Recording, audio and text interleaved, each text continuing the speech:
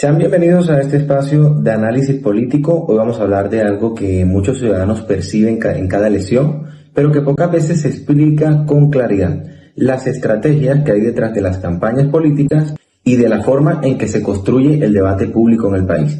Para entender mejor este tema nos acompaña Javier Cabrera, politólogo en formación y estratega político internacional, con formación en comunicación política en la Universidad Autónoma de Guadalajara, de México, y CEO de MP360 Soluciones, estratega en campañas electorales.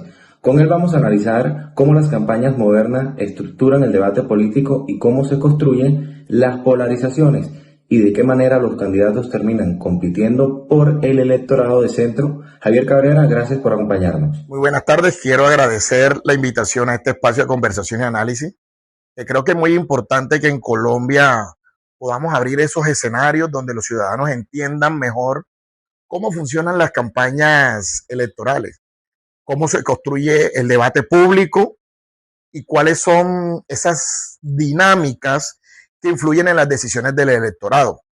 Espero que esta conversación sea útil para aportar claridad y herramientas de análisis a quienes nos escuchan.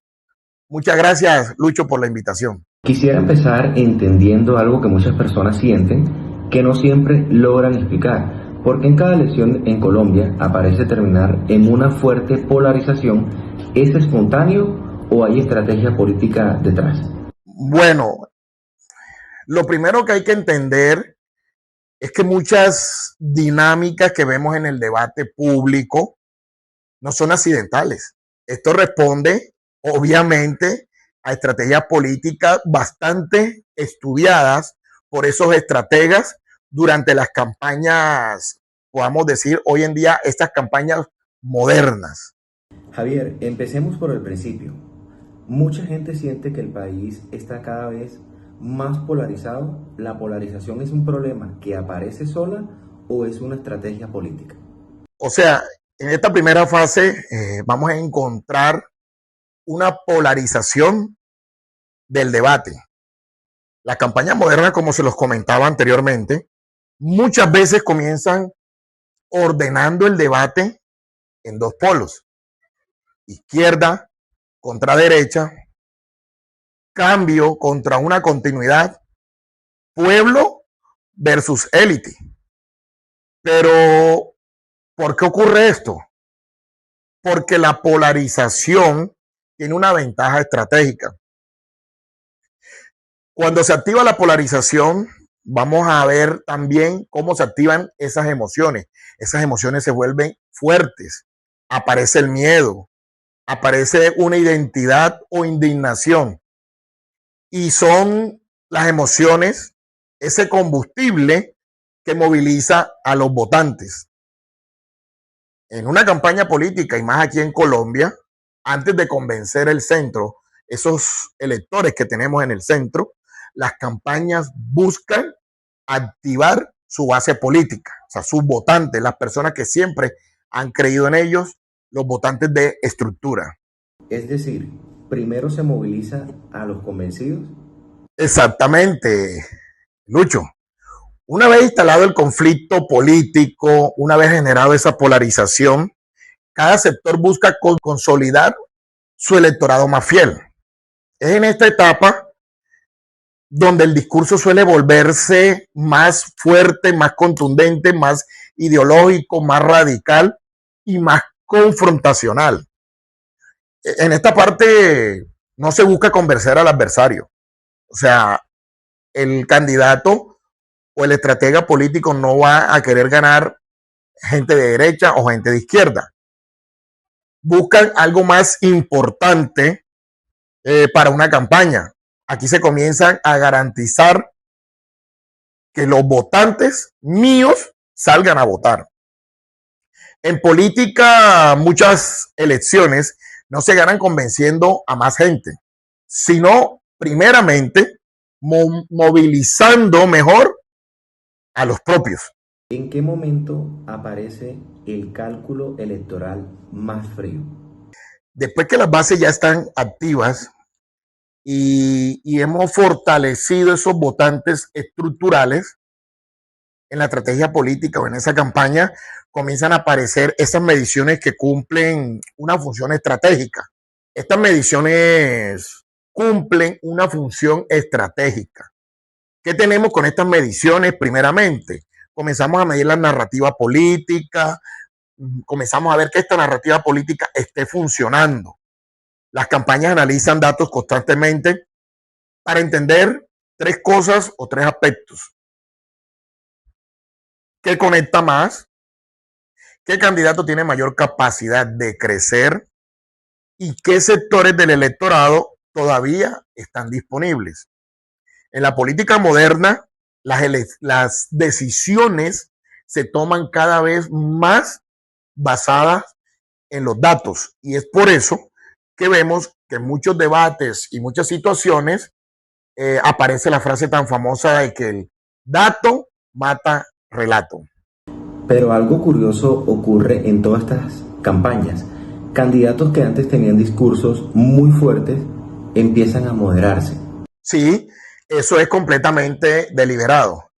Después de consolidar mis bases, los candidatos empiezan a suavizar su discurso. Ya no comienzan a pelear entre ellos ni nada de eso. Vemos que aparece un discurso a escuchar cosas como voy a gobernar para todos, yo soy el candidato que va a ser el puente entre unos y otros, yo no soy ni de izquierda ni de derecha, yo soy un candidato moderado, pero esto responde a una lógica muy conocida en ciencia política, que es nada más y nada menos la búsqueda de ese votante que está en el centro. Porque aunque los extremos movilizan y yo estoy fortalecido en alguno de los extremos, las elecciones casi siempre se deciden en ese electorado que vamos a encontrar en el centro. Javier, aquí aparece algo interesante. Muchas personas dicen ser de centro, pero es rara la vez que gana un candidato claramente de centro. Y aquí vemos siempre entonces que las campañas políticas ya comienzan a hacer su giro hacia el centro. ¿Por qué? Porque el centro tiene una paradoja. El centro puede ser una opinión social, no una estructura política organizada. Los extremos tienen partidos, liderazgos claros, militantes. A cambio que el centro muchas veces está compuesto por esos votantes independientes, críticos o votantes cansados de la polarización. Por eso ocurre algo muy importante y particular. El centro no siempre elige candidato, pero sí determina decidiendo quién puede ganar una elección. Entonces, si el centro decide elecciones, ¿qué hacen finalmente esos candidatos? Ya después de haber avanzado en todo este tema de la estrategia política, aparece algo muy estratégico. No necesitamos convertir realmente, o sea, no necesitamos convertir realmente en centro. Solo se necesita adaptar su discurso lo suficiente para que el votante de centro pueda aceptarlo. O sea, comienzo yo como a conquistar, ¿sí? A enamorar esos votantes de centro para que miren hacia donde estoy yo, sea izquierda o sea derecha. Al final, la elección suele ganarla quien logra algo muy específico, que es mantener movilizada mi base política, pero al mismo tiempo volverse tolerable para el votante moderado. Javier, después de escuchar todo esto, queda una pregunta inevitable. Si las campañas siguen estrategias tan calculadas para activar emociones, polarizar el debate y luego moderarse para conquistar el centro, ¿qué papel queda realmente para el ciudadano dentro de ese juego político? Lucho, esa es quizás la pregunta más importante de toda esta conversación que hemos tenido en el día de hoy. Porque entender cómo funcionan las campañas electorales no significa asumir que los ciudadanos son simplemente manipulados, pero sí implica reconocer que la política moderna opera cada vez como más como una competencia estratégica por la atención, la emoción y esa percepción pública que quiere captar el candidato. Las campañas diseñan narrativas, seleccionan conflictos, simplifican debates complejos y utilizan datos para identificar dónde están los votantes. Pero que pueden, o sea, esos votantes que pueden inclinar esa balanza.